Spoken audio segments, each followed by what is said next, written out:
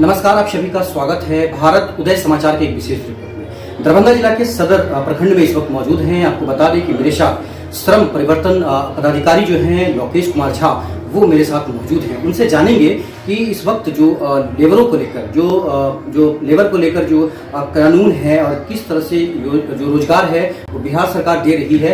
खासकर एक बड़ा न्यूज आया था कि बिहार सरकार और खासकर टाटा के बीच जो एक अनुबंध होने जा रहा है, उसको लेकर एक बड़ी खबर थी जो इनसे जानेंगे। सबसे बड़ी समस्या हमारे बिहार में देखा गया कि जितने भी मजदूर और युवा हैं उनमें तकनीकी ज्ञान की कमी थी।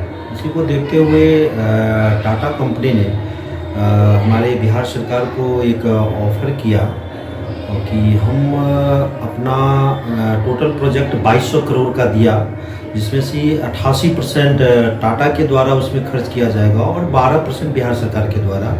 और जितने भी ITI हैं, सरकारी ITI, उसमें एक प्रशिक्षण कार्यक्रम प्रारंभ की जाएगी, जिसमें अभी के मांग के अनुसार कई प्रकार अभी आधुनिकता में जैसे कारपेंटर को प्रशिक्षण देना, इलेक्ट्रीशियन को प्रशिक्षण देना, राजमिस्त्री को प्रशिक्षण देना, कंप्यूटर का प्रशिक्षण देना। तो वो नए युवा जो आ रहे हैं जिनमें तकनीकी शिक्षा की कमी है, उनको प्रशिक्षण दिया जाएगा। और प्रशिक्षण के समाप्त होते ही टाटा ने हमारे बिहार सरकार से ये भी अनुबंध किया है कि उसको कैंपस सिलेक्शन के तहत हम तुरंत उसे नौकरी भी दे देंगे। तो ये हमारे बिहार सरकार श्रम संसाधन विभाग के द्वारा एक महत्वाकांक्षी और बेरोजगारी को समाप्त करने के लिए अति महत्वपूर्ण कदम उठाया गया। खासकर माननीय मंत्री जो हैं जीवेश मिश्रा, उनका क्या इसमें हमारे माननीय मंत्री जी से मैंने कुछ दिन पहले मुलाकात भी हमारी हुई थी। उन्होंने इस संबंध में व्यापक रूप से हम लोगों को बताया कि मुख्य रूप से अभी हमारे माननीय श्रम संसाधन मंत्री जी का फोकस इसी स्किल डेवलपमेंट कार्यक्रम पर है जो टाटा के साथ अभी बिहार सरकार का। खासकर अगर बात करें टाटा की, तो टाटा कितने साल के लिए ये अनुबंध कर रही है और कितने साल का ये मतलब परिषद से अभी जो है पायलट प्रोजेक्ट के तहत फर्स्ट स्टेप है, पहला प्रयास है। अगर ये सक्सेस होता है तो टाटा ने बताया कि भविष्य में हम इस प्रकार का कार्यक्रम लगातार चलाते रहेंगे। क्या लग रहा है कि दरभंगा के जो लोग हैं, जो छात्र आएंगे आगे, उनके लिए कितना फायदा होगा? और निश्चित तौर पे दरभंगा के छात्रों को इससे बहुत ही फायदा होगा, क्योंकि मुफ्त में उन्हें तकनीकी शिक्षा दी जाएगी। आजकल बहुत सारे प्राइवेट संस्थान हैं जो तकनीकी शिक्षा देते हैं, लेकिन वहाँ फीस, ट्यूशन फी बहुत महंगा है। तो गरीब बच्चों के लिए ये तो बहुत ही सुनहरा अवसर है, उन्हें रोजगार भी प्राप्त होगा। तो क्या वो ITI का परीक्षण लेंगे या वो ITI ऑलरेडी रहेंगे, उनको ये परीक्षण दिया जाएगा? नहीं, इसमें जो ऑलरेडी ITI जो बच्चे पढ़ रहे हैं उनको तो प्रशिक्षण दिया ही जाएगा, और इसके अलावे जो ITI के एक्सेप्ट अलग से भी बच्चे हैं उनको भी उसमें एडमिशन करके प्रशिक्षण का मौका दिया जाएगा। खासकर अगर बात करें श्रम संसाधन जो आपका जो मतलब कार्यालय है, इसके द्वारा क्या क्या योजना अभी हमारे बिहार में श्रम संसाधन विभाग के द्वारा लाभ के लिए कई योजनाएं हैं। जैसे 2008 में से ही एक योजना है बिहार शताब्दी और संगठित कर्मकार कार्यक्षेत्र योजना, जिसके तहत विभिन्न प्रकार के असंगठित क्षेत्र के 88 प्रकार के मजदूरों को लाभ दिया जाता है, जिसमें मृत्यु की स्थिति में एक्सीडेंटल डेथ अगर हो जाता है तो 1 लाख रुपया उसके आश्रित को, समान मृत्यु की स्थिति में 30,000 रुपया, और विभिन्न प्रकार के बीमारी हैं जैसे कि कैंसर है, स्पाइनल में कोई डिजीज है, TB है, एड्स है, इसी तरह के 11-12 बीमारी है जिसको कैटेगराइज किया गया है, जिसमें अलग अलग प्रकार के 7,500 रुपया से लेकर के और 50,000 रुपया तक। जैसे एड्स में 50,000 दिया जाता है, TB पेशेंट को 7,500, इस तरह से एक योजना ये है। दूसरा है प्रवासी मजदूर दुर्घटना अनुदान।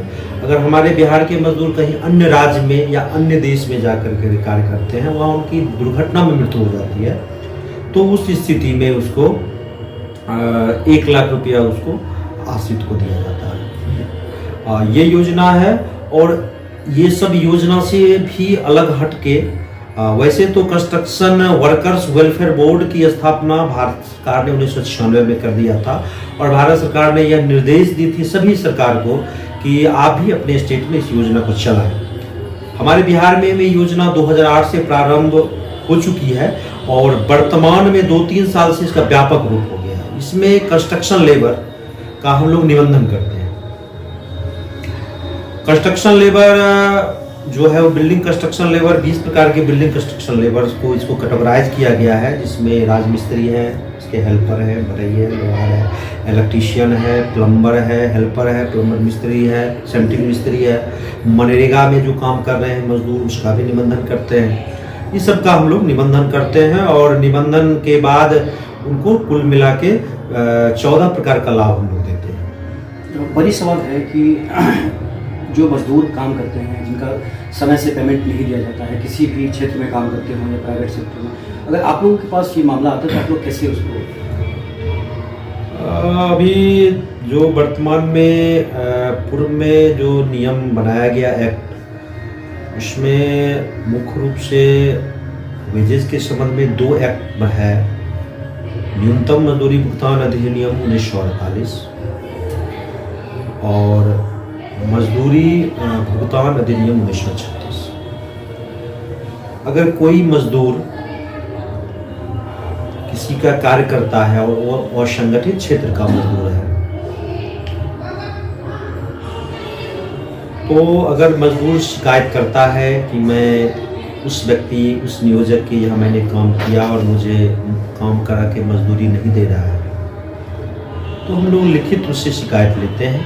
शिकायत के आलोक में स्थलीय जांच करते हैं और संबंधित धारा के तहत, इस एक्ट के संबंधित धारा के तहत उस पर नोटिस करते हैं। नोटिस में नियोजक और मजदूर दोनों के पक्ष को सुना जाता है, देखा जाता है, समझा जाता है।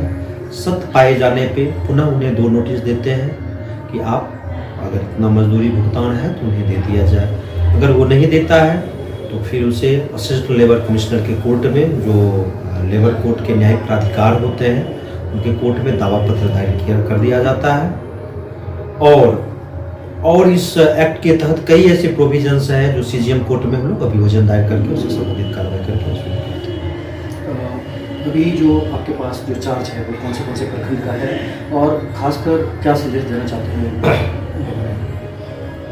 मैं मूल स्थापन में श्रम परिवर्तन पदाधिकारी दरभंगा सदर में पदस्थापित हूँ और प्रभार में क्यूटी प्रखंड दरभंगा भी मेरे एडिशनल चार्ज में है।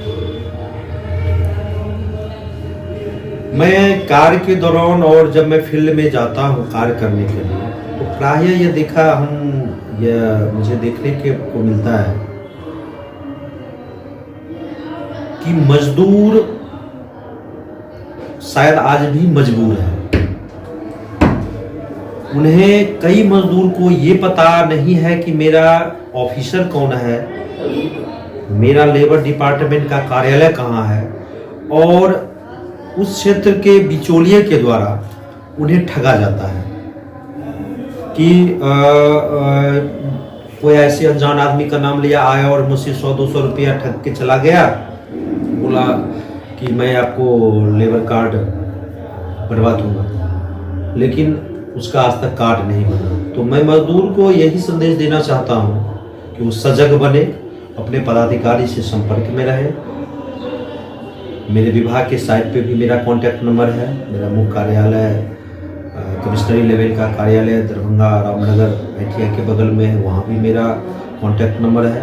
तो कॉन्टैक्ट ले अपना, ऑफिस में आए और हमसे मिले और अपना जो भी समस्या है वो रखें।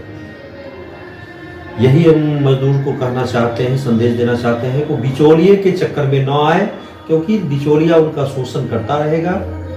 इससे 2 चीजें होती है, वो तो ठगे जाते हैं और विभाग भी बदनाम होती है। चलिए, बहुत बहुत धन्यवाद।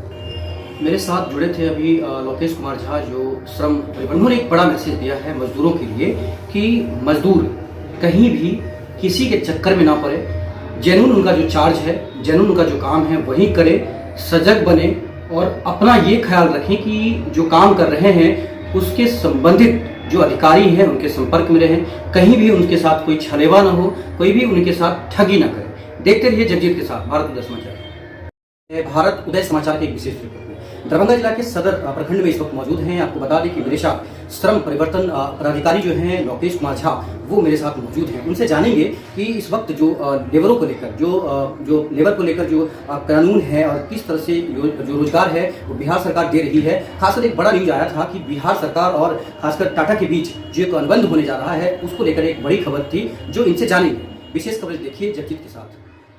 कट कर दीजिए।